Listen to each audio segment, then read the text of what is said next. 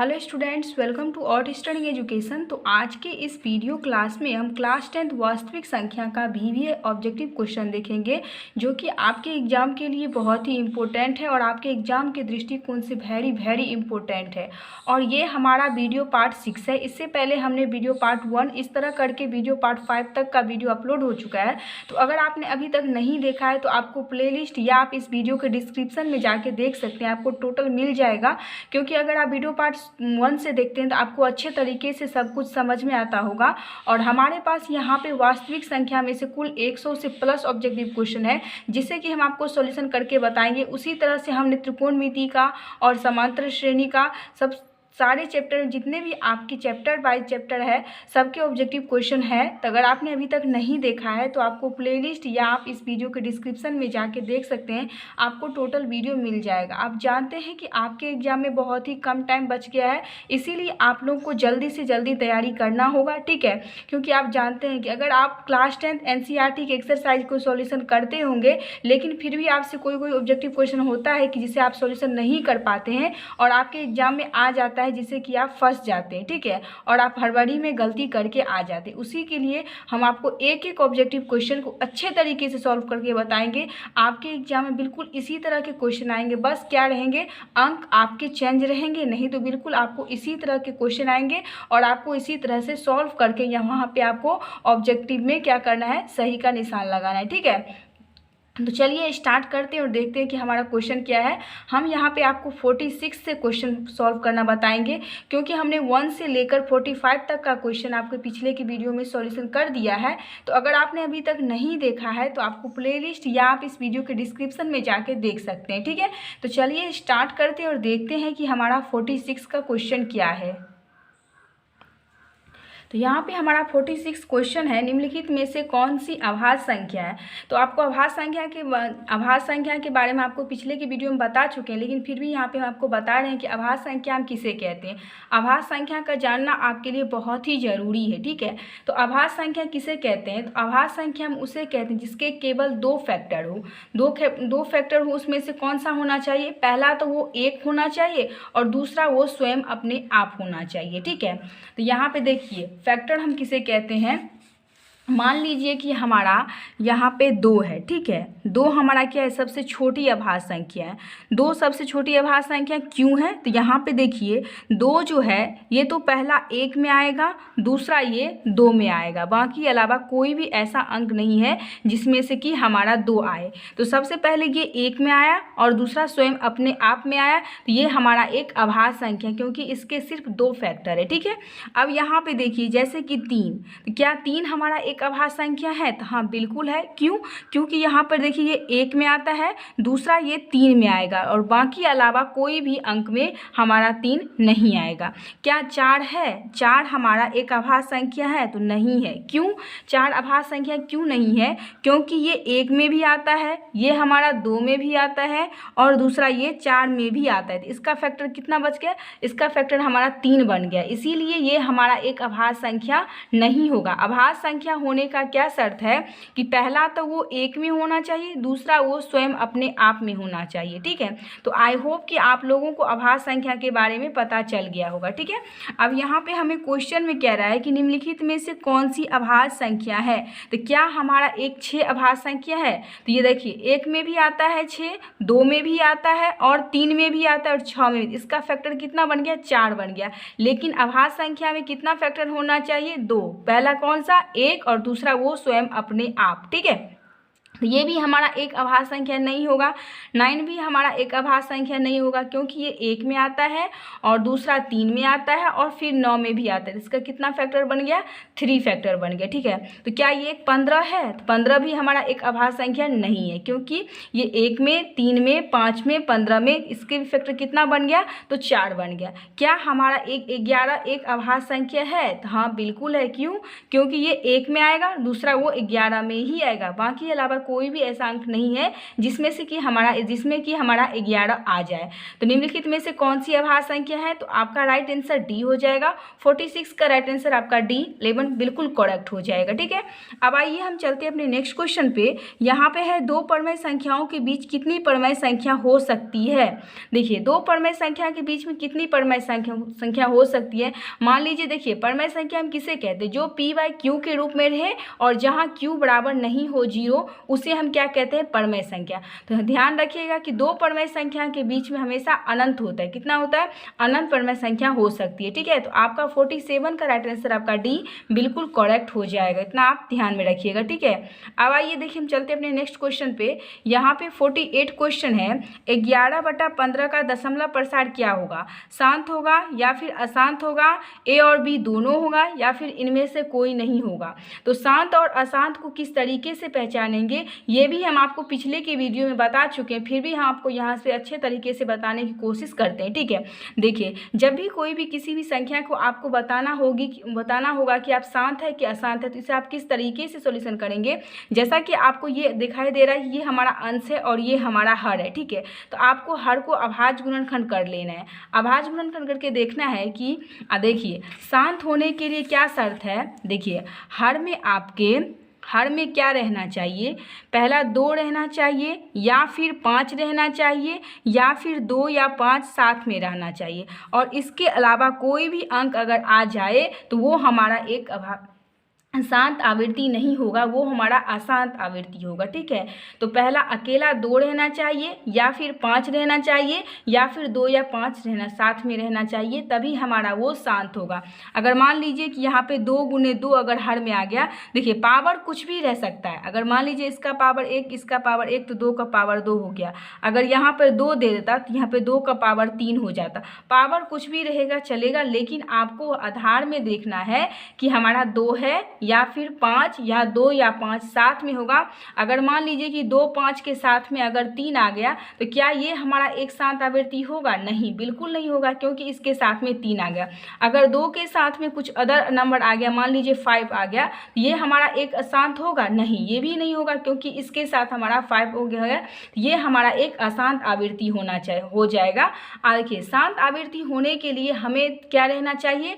हर में अभाज्य गुणनखंड करके देखेंगे कि हमारा 2 रहना चाहिए या फिर 5 रहना चाहिए या फिर 2 या 5 साथ में रहना चाहिए, तभी हमारा वो शांत आवृत्ति होगा। आपको अंश और हर में दोनों का अभाज्य गुणनखंड करना है। अगर वो कट जाता है ऊपर नीचे से, अगर और उसके बाद कटने के बाद अगर मान लीजिए यहाँ पे 6/15 दे दे आपको और कहे कि क्या ये एक शांत आवृत्ति है, तो आपको क्या करना है? आपको अंश में भी क्या करना है? आपको अंश में भी यहाँ पे इसको 2 गुने 3 लिखना है और यहाँ पे 3 गुने 5 लिख देना है। अब यहाँ पे ये 3 से 3 कट गया तो 2/5 बन गया ना, तो ये हमारा कितना है? हर में सिर्फ 5 है। इसका मतलब ये है कि ये हमारा शांत आवृत्ति हो जाएगा। तो आपको ध्यान रखना है कि दोनों में आपको अभाज्य अंश और हर में अभाज्य गुणन करना है, और उसके बाद अगर कटने खुटने के बाद अगर मान लीजिए आपके हर में आ गया 5 या फिर 2 या 2 5 साथ में आ गया, तो आप मान लीजिएगा वो हमारा क्या है? एक शांत आवृत्ति है। तो आपके क्वेश्चन में क्या कहा गया है कि जो 11/15 एक दशमलव प्रसार है। देखिए 11/15 अगर हम 11 का अभाज्य गुणन करें तो ये हमारा 11 का नहीं होगा, क्योंकि ये 1 और 11 में ही सिर्फ आएगा। और 15 का करें तो 15 को हम इस तरीके से लिख सकते हैं। तो क्या ये 3 गुने 5 हमारा 11 से कुछ भी कट रहा है? नहीं कट रहा है। और यहाँ पे 5 के साथ 3 आ गया है, तो ये हमारा एक अशांत आवृत्ति हो जाएगा, ना कि हमारा ये शांत होगा, क्योंकि यहाँ पे 3 आ गया। ठीक है, तो अब यहाँ पे किसका राइट आंसर क्या हो जाएगा? 48 का राइट आंसर आपका बी हो जाएगा, अशांत। ठीक है, अब आइए हम चलते हैं अपने नेक्स्ट क्वेश्चन पे। यहाँ पे है निम्नलिखित में कौन अपरमेय संख्या है। देखिए अपरमेय संख्या हम किसे कहते हैं? जो p/q के रूप में ना रहे, और जो p/q के रूप में ना रहे उसे हम क्या कहते हैं? एक अपरमेय संख्या कहते हैं। अब देखिए √64/√36 क्या ये हमारा एक अपरमेय संख्या है? नहीं है। क्यों नहीं है? तो यहाँ पे देख लीजिए, यहाँ पे क्या है? √64/36 है ना। तो इसका क्या होता है? ये हमारा 64 है 8 का स्क्वायर और 36 है हमारा हमारा 6 का स्क्वायर। ठीक है, अब यहाँ पे देखिए हमारा स्क्वायर से क्या हो जाता है, रूट कट जाता है, नीचे में भी रूट लगाए तो यहाँ पर भी ये कट जाएगा, तो आपको क्या बच जाएगा, 8/6 बच जाएगा। तो ये हमारा एक p/q के रूप में है, और जो p/q के रूप में रहता है वो हमारा परमेय संख्या हो जाता है, इसीलिए ये तो हमारा एक अपरमेय संख्या नहीं होगा। क्या हमारा √81 एक अपरमेय संख्या है? नहीं। क्यों नहीं है? क्योंकि 9 का स्क्वायर क्या होता है, 81 होता है, और आपको पता है कि स्क्वायर से रूट कट जाता है, तो यहाँ पे बच जाएगा 9, और 9 बटा क्या हो जाएगा, 1। हम 1 लिख सकते हैं नीचे में, तो यहाँ पर ये भी p/q के रूप में आ गया है। इसका मतलब ये है कि ये भी हमारा एक अपरमेय संख्या नहीं है, बल्कि ये हमारा एक परमेय संख्या है। ठीक है, अब आइए देखिए हमारे क्वेश्चन में क्या कहते, क्या 2.5 एक अपरमेय संख्या है। तो अब इसको किस तरीके से पहचानेंगे कि हमारा परमेय संख्या या अपरमेय संख्या है कि नहीं। जैसे कि ये 2.5 है, ठीक है, इसको हम क्या करेंगे, इसको काटेंगे और यहाँ पे नीचे में दे देंगे। देखिए दशमलव का कट गया तो 1, और दशमलव के बाद कितना अंक है, तो यहाँ पे 1 अंक है, तो यहाँ पे आ जाएगा 0, और 5 दूनी 10 और 25 आ जाएगा। ठीक है, तरीके से नहीं कट पाएगा, 2.5 दशमलव में है, वो भी रूट में है, इसीलिए हमारा एक अपरमेय संख्या ही हो जाएगा 2.5। इसमें क्वेश्चन में कह रहा था कि आपको निम्नलिखित में से कौन अपरमेय संख्या है, तो अपरमेय संख्या आपका सी हो जाएगा। 49 का राइट आंसर आपका सी बिल्कुल करेक्ट हो जाएगा। ठीक है, अब आइए हम चलते हैं अपने नेक्स्ट क्वेश्चन की ओर। यहाँ पे है 50 क्वेश्चन, √2 1 है। तो देखिए क्या 2 1 हमारा किसी का स्क्वायर है, 2 किसी का स्क्वायर है, नहीं है, तो ये रूट में क्या रह जाएगा, फंसा ही रहेगा, कभी भी ये p/q के रूप में नहीं हो सकता, इसीलिए √2 हमारा क्या है, एक अपरमेय संख्या है। तो 50 का राइट आंसर आपका बी बिल्कुल करेक्ट हो जाएगा। अब आइए हम चलते हैं अपने नेक्स्ट क्वेश्चन की ओर। 51 है, 2 या 2 से अधिक अभाज्य संख्या का मौसम क्या होगा। अभी मैंने आपको बताया कि अभाज्य संख्या किसे कहते हैं, तो अभाज्य संख्या देखिए क्या किसे कहते हैं, जिसके केवल 2 फैक्टर हो, पहला वो 1 होना चाहिए, दूसरा वो स्वयं अपने आप होना चाहिए। तो यहाँ पे हमें क्वेश्चन में कह रहा है कि 2 या 2 से अधिक अभाज्य संख्याओं का मौसम क्या होगा। तो देखिए कोई भी अभाज्य संख्या आप ले सकते हैं, कोई भी 2 अभाज्य संख्या आप ले लीजिए, उसका मौसम करके देखिए कि हमारा क्या आता है। ठीक है, तो मान लीजिए कि हम यहाँ पे 2 और 3 ले लेते हैं। ठीक है, ये हमारा दोनों अभाज्य संख्या है। अब इसका हम क्या करते हैं, मौसों करके देख लेते हैं।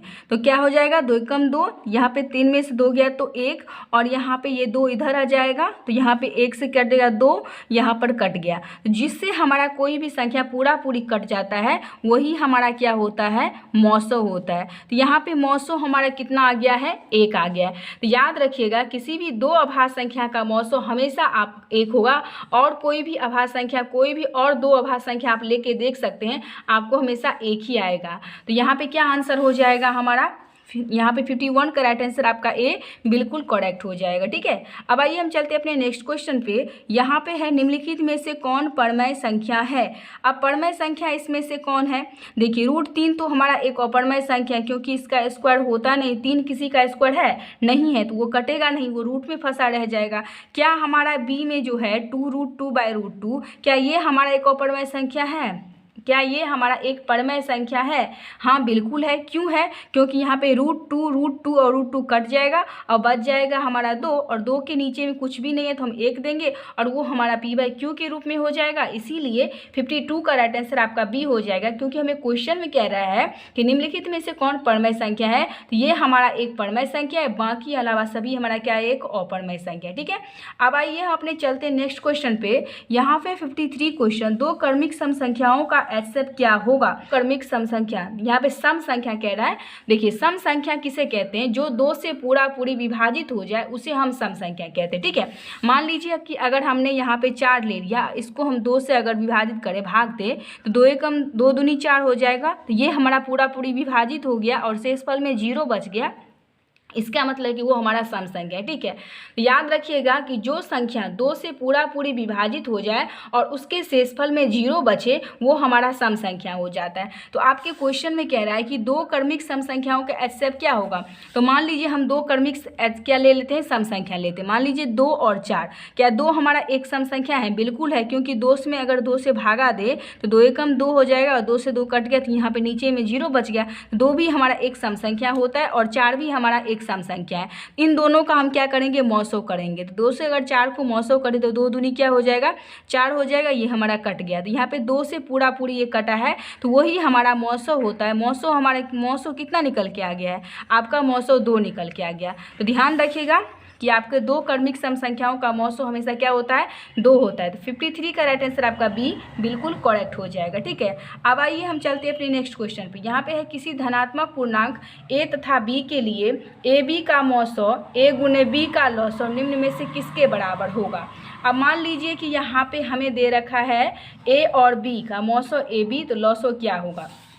देखिए किसी का अगर हम लॉसो निकालते हैं तो लॉसो क्या करते हैं, अगर मान लीजिए दो संख्या का अगर हम लॉसो निकालें 2 और 3 को, तो 2 और 3 को हम गुना करते हैं, उसके बाद हमें लॉसो आता है ना। उसी तरीके से अगर हमें ए और बी मौसो दिया है और उसके हमें लॉसो निकालना हो तो हम ए गुने बी करेंगे तभी ना हमें लॉसो निकलेगा। उसी तरीके से यहाँ पे क्या हो जाए, इसका राइट आंसर आपका 54 का राइट आंसर आपका सी बिल्कुल करेक्ट हो जाएगा। ठीक है, अब आइए हम चलते हैं अपने नेक्स्ट क्वेश्चन पे। यहाँ पे यूक्लिड विभाजन एल्गोरिदम दो धनात्मक पूर्णांक के निम्न में से किसके परिकलित करने की तकनीक है। देखिए यूक्लिड विभाजन का प्रयोग हम कब करते हैं, जब हमें की मौसो निकालना होता है। ठीक है, तो यहाँ पे इसका राइट आंसर 55 का राइट आंसर आपका बी बिल्कुल करेक्ट हो जाएगा। ठीक है, अब आइए हम चलते हैं अपने नेक्स्ट क्वेश्चन पे। 56 है पाई एक क्या है, पाई एक हमारा अपरमय संख्या क्या है, अपरमय संख्या। अगर आपसे कह दिया जाए कि 22/7 क्या है, 22/7, तब हम कहेंगे वो परमय संख्या। लेकिन अगर आपको कभी भी कहे कि पाई कौन सी संख्या है, तो पाई हमेशा क्या होता है,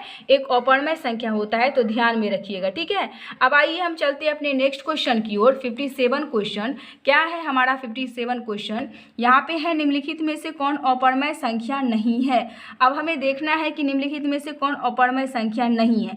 तो √7 भी हमारा एक अपरमय संख्या है, √3/7 भी हमारा एक अपरमय संख्या है, √2/5 भी हमारा एक अपरमय संख्या है। तो ये बच गया कौन सा, ये √75/√48। तो देखिए चलिए हम इसको सॉल्व कर दें। सबसे पहले क्या करेंगे, यहाँ पे आपको क्वेश्चन में है √75/√48। ठीक है, तो 75 और 48 को दोनों को अभाज्य गुणन हम कर लेते हैं। ठीक है, यहाँ पे 75 का अगर अभाज्य गुणन करें तो ये तो हमारा 2 से नहीं जाएगा, उसके बाद जाएगा 3 से। तो यहाँ पे क्या हो जाएगा, 3 दूनी 6 और 3 दूनी 6 और 3 पंचे 15, उसके बाद जाएगा 5 से। तो यहाँ पे क्या आ गया, 25। तो यहाँ पे आ गया आपका 3 गुने 5 गुने 5।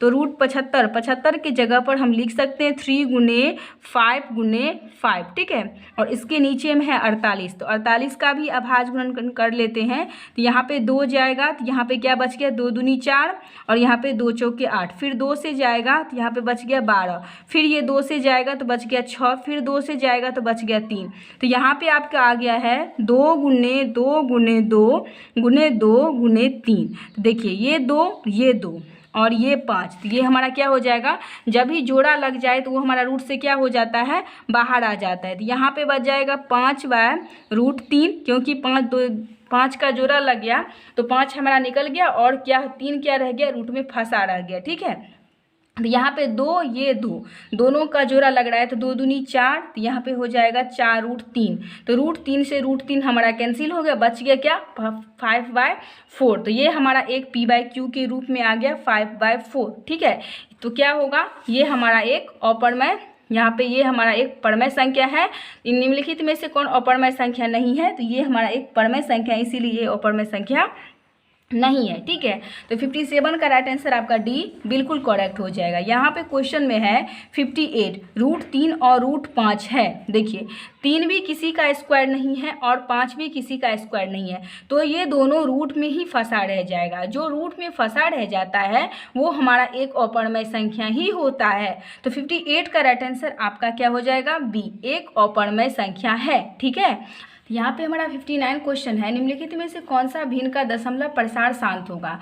तो दशमलव प्रसार शांत और अशांत होने का मतलब आपको समझा चुके हैं, इसलिए यहाँ पे हम आपको नहीं बताएंगे क्योंकि वीडियो लॉन्ग हो जाएगा। ठीक है, इसलिए आप लोग फिर अपने आप से कोशिश कीजिएगा। अगर आपसे नहीं सॉल्व होता है तो आप हमें कॉमेंट में जरूर बताइएगा, तो हम आपको अच्छे तरीके से समझा के आपको बताएंगे। ठीक है, शांत और अशांत होने का आपको बता देंगे अच्छे तरीके से। ठीक है, अब आइए हम चलते हैं अपने नेक्स्ट क्वेश्चन पे। यहाँ पे 60 क्वेश्चन की 2.1311 31111 311 क्या ये हमारा एक परमय संख्या है या फिर पूर्णांक संख्या है या फिर अपरमय संख्या है या फिर इनमें से कोई नहीं है। ठीक है, तो देखिए यहाँ पे आपको क्या करना है, देखिए यहाँ पे 1311, देखिए पहले क्या हुआ, यहाँ पे एक 1 आता था, फिर उसके बाद 2 है, फिर इसके बाद 3 है, फिर इसके बाद 4 है, इसी तरह करके क्या हो जाएगा 5 आ जाएगा, इसी तरह के 5 यहाँ पे 1 आ जाएगा, फिर यहाँ पे 6 1 हो जाएगा। इसका मतलब है कि ये बढ़ता जा रहा है, लगातार नहीं होता है, लगातार नहीं होता है, तो फिर हमारा ये एक अपरमय संख्या हो जाता है। अगर मान लीजिए यहाँ पे 311 रहता, यहाँ पर भी 11, यहाँ पर भी 11, यहाँ पर भी 11 रहता, तो हमारा एक परमय संख्या हो सकता था। लेकिन ये क्या है, यहाँ पर 1 2 3 4 5 6 इस तरह करके बढ़ रहा है, तो फिर ये हमारा एक अपरमय संख्या होगा। ठीक है, तो यहाँ पे आपका राइट आंसर हो जाएगा सी, 60 का राइट आंसर आपका सी बिल्कुल करेक्ट हो जाएगा। ठीक है, तो यहाँ पे इस वीडियो में बस इतना ही। इससे आगे का क्वेश्चन हम आपको नेक्स्ट वीडियो में देंगे। तब तक के लिए अगर आपको वीडियो अच्छा लगा, क्वेश्चन समझ में आया, तो वीडियो को लाइक कर दीजिए। अगर आप हमारे चैनल पर नए आए हैं तो चैनल को भी सब्सक्राइब जरूर कर दीजिएगा। Thanks for watching this video.